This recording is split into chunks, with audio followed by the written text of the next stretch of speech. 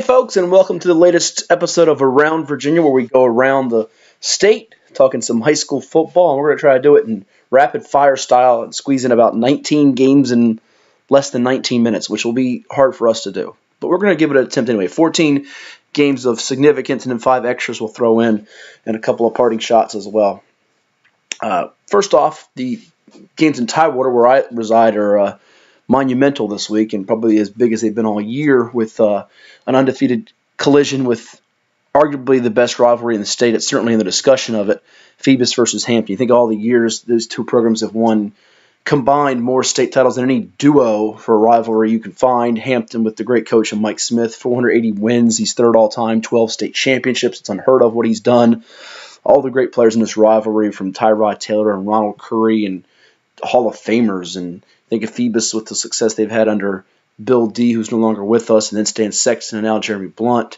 And they're trying to win their first state championship since 2008. This Hampton team in pursuit of its first since 2005. We thought a year ago they had a shot to maybe get to that state semifinal round, even though Class 5, or then Division 5, was loaded.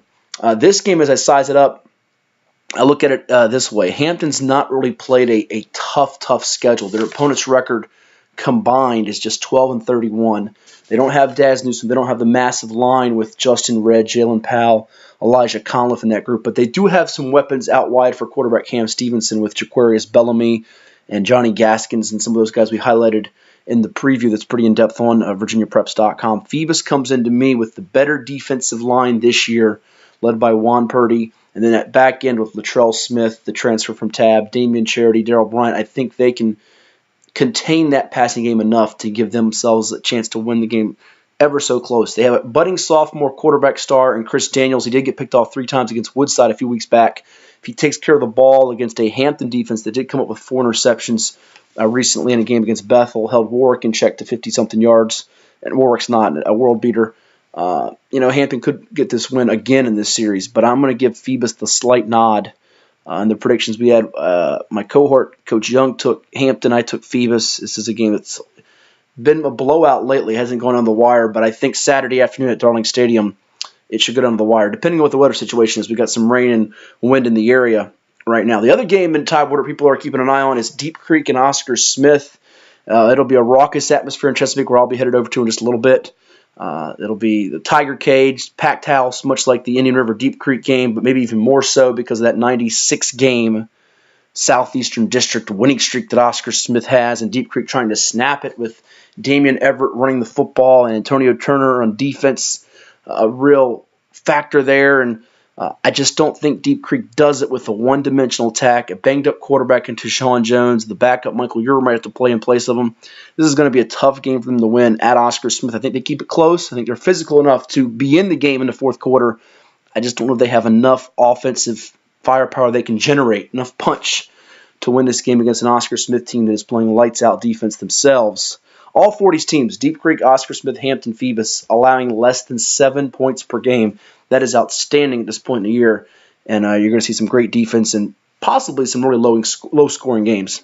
A game that will not be low-scoring as we go up to Northern Virginia. Josh again highlighted this in our Nova predictions. Freedom and Woodbridge, 2 teams that they come in unblemished, haven't lost a game. And I think there's 4 of those this week in the state. You have Phoebus, Hampton, Freedom, Woodbridge, Monticello, Louisa, and if I'm not mistaken, Luray Riverhead's also an undefeated matchup between 2 teams ranked highly in the state, Luray in Class 2, Riverheads in Class 1. The Freedom-Woodbridge game is interesting to me because Freedom's running back Tyquan Brown was dinged up a few weeks ago when they won that game against Hilton.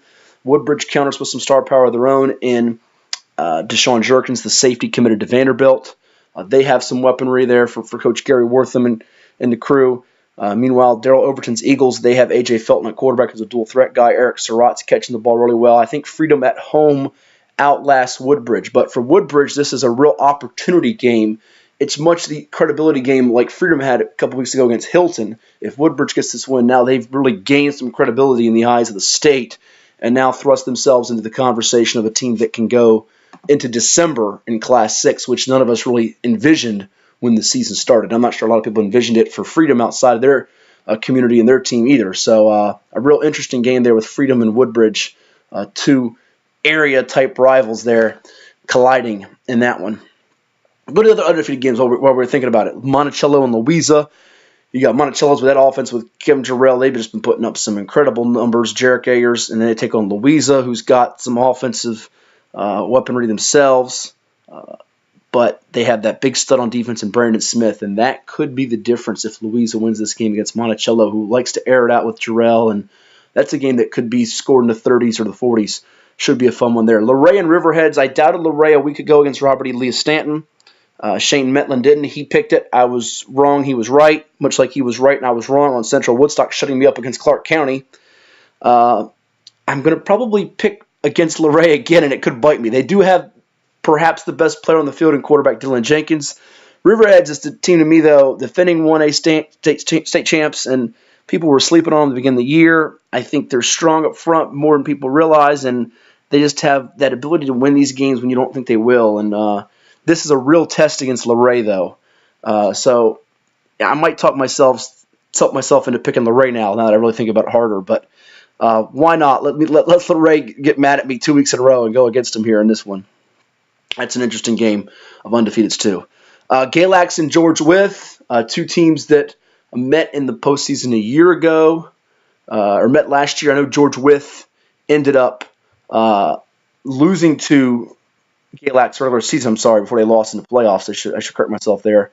And, I look at this matchup, and Deacon Beamer's the guy that's the quarterback difference maker for George Wythe, you'd think. But Galax, they had all these guys that you wondered about, that were young, some freshman, sophomore types, and I spoke with Coach Dixon before the season, and he just, he was like, it could be maybe a year away. He sort of gave me that coach speak, and I really look at them now, and I think they're starting to click on all cylinders, much more so than George Wythe, which has had a couple of escapes, and they've played a pretty tough schedule. I think George Wythe, come playoff time, they'll still start to sharpen things up and have that passing game going, but I'm going to give the slight nod to Galax in this game, which ended up beating George Wythe last year 45-20, with, as you know, getting to the state semifinals and losing. So I think Coach Mark Dixon's got a good group here, even though they're young. I think they'll get the W.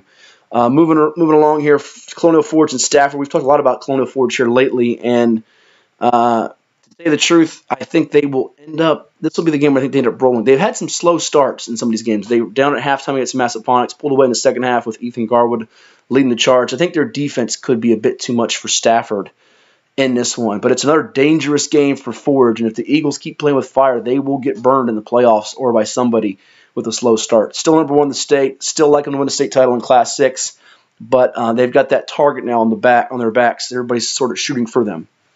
A team that's had the target on their backs for years, LC Bird, the Skyhawks, when David Bedwell was there. Now you got Tony Nicely, and Bedwell's the AD at Bird. Bird had that tough loss early in the season after they beat Meadowbrook.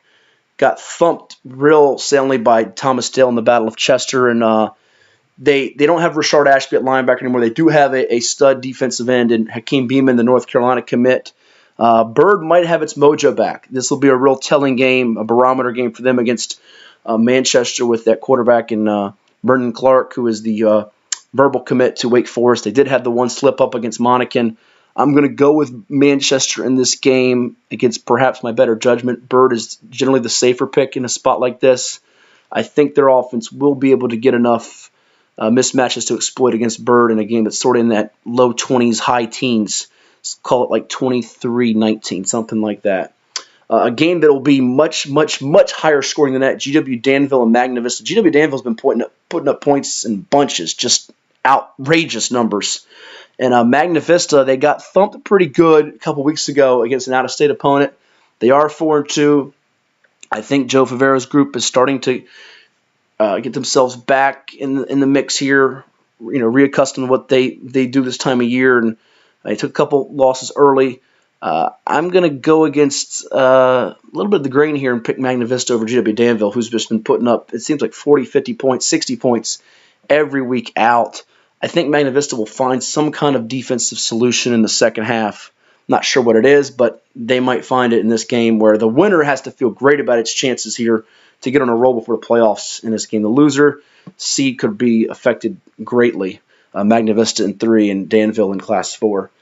Heading back to Tidewater for a second, Indian River and Kings Fork both are 5-1. Both had a fourth quarter or a second half double-digit lead Boulogne at home. River has Oscar Smith a week from Saturday. Kings Fork has them end of the regular season at home. So the winner has to feel like they'll have another showdown coming with Oscar Smith. Both very evenly matched offensively. Defensive line studs. I'm going to go with Kings Fork at home in this one, but they cannot have the penalties and some of the mistakes they've had in some of these games get a little sloppy. I think they have just a little bit more firepower, which is saying something for all the athletes and talent that Indian River has, even minus Devin Hunter, who's now at Virginia Tech, their top recruit from a year ago, who was rated in the top 50 in the country. Let's go to a few other games that caught my eye. Northumberland and Washington Lee, Class 1. We don't give you guys a ton of attention or love, but we're going to change that today. Washington Lee's won like 18 consecutive in this series, and I think they will continue to roll in this series. Northumberland's coming off a couple of losses. I had them ranked higher than W&L, but I just don't like the way Northumberland goes into this matchup ever since they've lost that first game to Trinity Episcopal Private School. Essex at Colonial Beach. Essex is ranked top 3 in the state. They did have the 1L to Sussex Central in a low-scoring battle early on in the year. Colonial Beach is coming in with a lot of momentum. Essex is a smarter pick, but I'm not always the smarter guy picking games. So I'm going to go with my if you call this a mild upset, Colonial Beach here to pull a surprise, as I like them in this game to get the job done against an Essex team that is good up front. They'd be even better if they didn't lose Jones to Bishop Sullivan Amartius, but that's the one I'm going to go with there. I'm going to go with Colonial Beach. That's my upset special if I can have one this week. Richlands at Marion, and this game caught my eye because Richlands has a funky record. They've played one of the toughest schedules in the state, any division. They're a Class 2 school, but they've played up, and they've just played a grueling schedule, so they're much better than their record indicates. They did graduate a lot of guys from a year ago, including John Luke Asbury, their record-setting quarterback, but next week they've got Graham, who thumped Virginia High 45-7 on Thursday night. This is a game they got to get at Marion. Marion comes in with so much momentum, undefeated 7-0, and there's another upset special. But I don't think Richlands, with their name and their program and their tradition and prestige, beating an undefeated team is a major upset. I think they're going to get it done against Marion, who's had a great season to this point. But I just think Richlands is battle-tested and will be ready for this game. And so that's going to be a good one there. William Campbell, the Generals at Appomattox, the Raiders. And I tell you what, Joshua Rosser has been putting up some sick numbers. He's the best player in the state nobody's talking about. You hear about the big-name recruit guys, the Kevon Pope, who's going to Ohio State from Dinwiddie. You hear about Dylan Spalding, the wide receiver from South County. You hear about Cole Beck from Blacksburg, who I've got a mini story to tell you about in a second, who just committed to Virginia Tech last week. Grayson Overstreet setting records at Stanton River. He's got another record he's approaching here. But the best guy nobody knows about in the state in terms of this guy is just a superhuman player for his team is Joshua Rosser at William Campbell. And I think he's going to put forth a great effort. It's just not going to be quite enough for this William Campbell team to stay undefeated against Appomattox. So that long winning streak snapped earlier this year by Heritage of Lynchburg. I think they're angry. They got Devon Graves, a stud recruit their own, in a corner wide receiver, versatile athlete headed to NC State. At least he's verbally committed there. I think Appomattox gets the W, and they start to get back in our minds as, all right, they're the team that, dare we say, they're the favorite in 2. I know Union's got the stud in James Mitchell, tight end, and Goochland's unbeaten, ranked number 1 at the moment, but Appomattox is still 2-time defending champ for a reason, and this is a spot where they can show it against a very good William Campbell team that has gone from unranked to number 4 in our Class 1 top 10. And I think that's the 14 games, the 5 extras I'm keeping an eye on. 3 unbeaten tests coming up here for some teams here, actually 2. Smithfield at Poquoson. Poquoson's unbeaten. Watch out for Smithfield with Willie Drew, the JMU commit. And then Norcom, who's undefeated at Lake Taylor, who they haven't beaten since 2010. Titans coming off a loss to Granby, unexpected. Norcom's got the great defense, but their offense has got to really step it up here. And then I'm keeping an eye on Dominion at Woodgrove. Both teams have been a little up and down. They've played some tough opponents on their schedule. Massaponax at Brook Point. Winner's got to feel good. Loser, it could be really dicey for your playoff time. And EC Glass at Jefferson Forest. That's a game where the winner in Class 4 is a dark horse that I'm going to be circling for a first-round opponent there in Class 4 for the playoffs. So those are your 19 games, and miraculously we did it in under 15 minutes. And I did not have to take a glass of water, and I took about 2 breaths. So we made it happen. Grayson Overstreet, he needs, I believe, 199 yards to break O.J. Thomason's record set at William & Byrd for the VHSL career yardage record. He broke the touchdown record a week ago. I think he'll get it. By the way, they have William Byrd next week. Stanton River does, with Larry Basham, who is a fantastic running back in his own right. One of the matchups we'll be talking about next week, as well as Centerville and Westfield, the Northern Virginia battle, the brouhaha every year. That is a must-see matchup in the Concord District. And as I promised, I had to mention about Colbeck. We sent out Player of the Week plaques, sponsored by our good buddy Bruce Pearl and Virginia Trophy. We thank him. We give it out to a state Player of the Week every week. Different guys have won it every week throughout the state. And I just want to say, this is no knock on other athletes who won them, and well-deserving and happy for them. But Colbeck is the only one who has shot me a thank you message for the plaque. And that stuck with me because it just showed that off the field he's a quality young man. We know about him being a quality football player. And I just think that speaks volumes about Colbeck. So kudos to you. Congrats on your commitment to Virginia Tech. I know the Hokies are excited. The Blacksburg fans are too. And they are ranked number 2 in the state behind Dinwiddie in Class 4.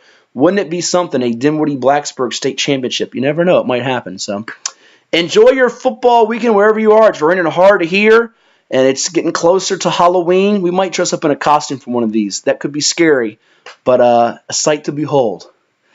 Enjoy your football weekend, and we'll talk soon on Around Virginia. Take care, everyone.